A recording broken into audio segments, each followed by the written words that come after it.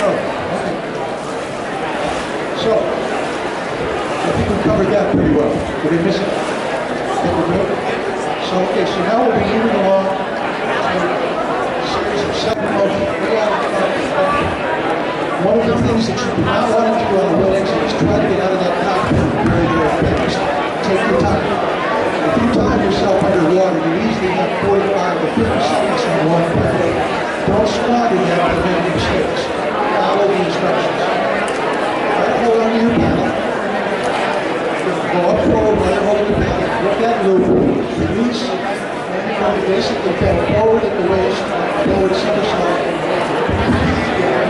Making sure, by the way, when you got in the boat, that you didn't have a lot of junk in there that's going to keep you from falling out of it. You roll out of the boat. When you come to the surface, very important that you hold on to the boat. The boat is your best friend. You want your paddle, and you want your boat. You're going to need it. So, you're going to first.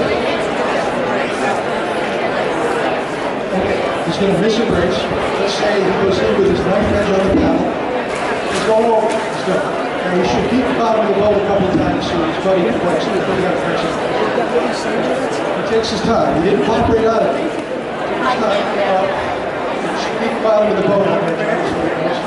Just slap it and go like a drum. That alerts Don. So Don would have rushed to his aid if he was in a group. Now, we're going to demonstrate.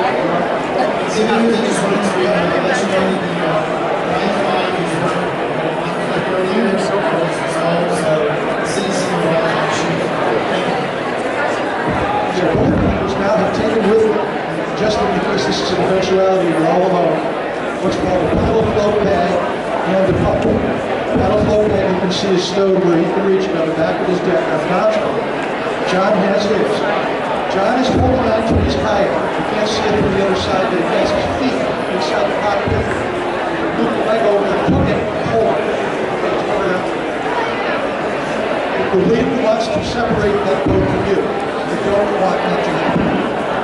So what he's going to do here is build an outrigger with the paddle float. It's deflated right now. It has two air cells in it. It goes around the paddle blade, either end. It's tied or flipped in with a little web string. And then it has a pair of hoses with little valves. Remember, the water is cold. It's how long this particular self-rescue takes. He's going to inflate both sides. But what he's actually building is a little outrigger. It's going to look like something like a giant Q-tip. We'll see how this is used in just a moment. Fully inflated and secured, so it's going to stay. Definitely want to hold on to that at this point. Don't let that go. He's going to the bow of the boat now, assuming this is deep water. He's still treading water. And this boat has a lifeline. If you look on the top there, and I'll show you. That is not bungee, that's a solid line. In one motion, he swings up as hard as he can, and he rotated the boat to allow the water to get out of the cockpit. He's got as much water out there as he possibly can. Holding onto the boat, he goes down the side. Now there's that blade down, screw down. He's going to kick and swing to get his stomach up onto the back of the boat. Oh, ready? Okay.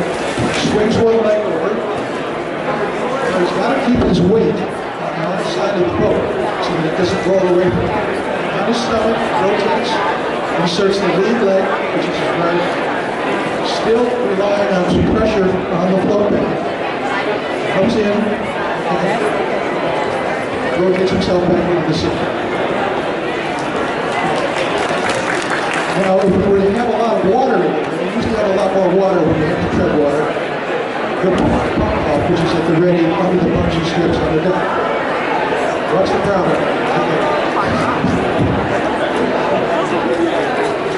If you have a lot of water, it's a problem. Now, again, if you were traveling with other people, they would immediately come and raft up with you and be talking to you to ensure that you are conscious, that you're not injured. You're smart to get out of it. And it's also extremely easy for the paddler to view and monitor the condition of the person that is rescued. In some cases, John's good at this, but this is sort of like a cowboy, semi-cowboy. And he'll get, this is to get the swimmer to the shore immediately. Hopefully somebody else is going to come by and collect this boat.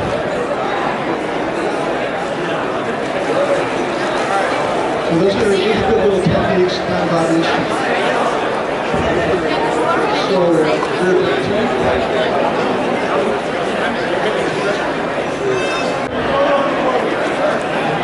So your instructions to flip it over. Remember now, the rescuer is in charge. If you're the victim, you take orders from the person. And the boats are now positioned in opposite directions until such time as the rescuer pulls the bow up over. This is why it's called the T. Once the cockpit is clear of the water line, he rotates it, the water comes out of the cockpit. And as it's spilled back over, slide it back down into the water. Down the side. Now you would have instructed John to go around the back, holding on. He's got the two paddles here.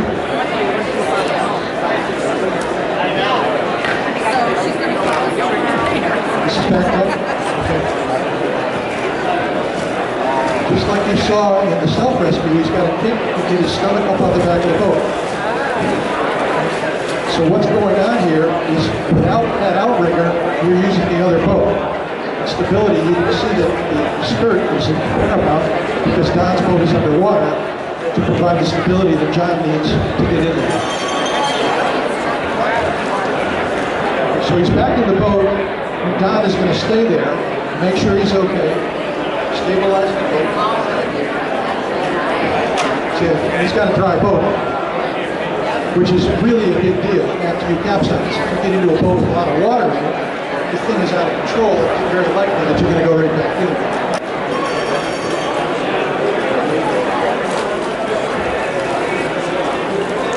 You guys want to do the scoop as well?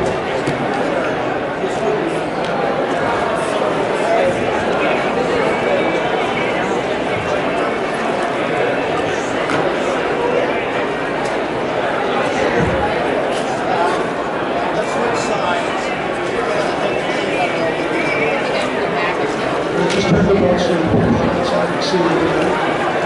Share, you go back, share button in there. You can see the boat being dressed properly because there's a lot of water contact. 400.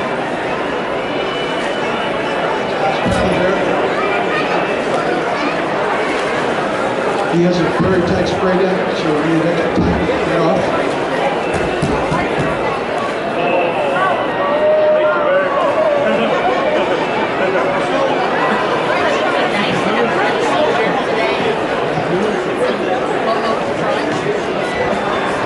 So he's telling me the shoulder is hurt, he's going to have to get him back in. So we're going to do the scoopers, which is actually the way to do that.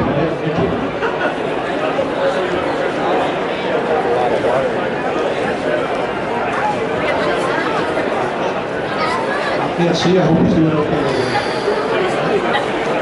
Okay. Pretty much stuffed him right in the boat. Because the assessment was he didn't have shoulder strength, didn't have the mobility to do one of those earlier attempts. Now, disadvantage, of course, is the boat never got V1. So, John is being protected. That will continue for quite a while to evacuate that away. So very good.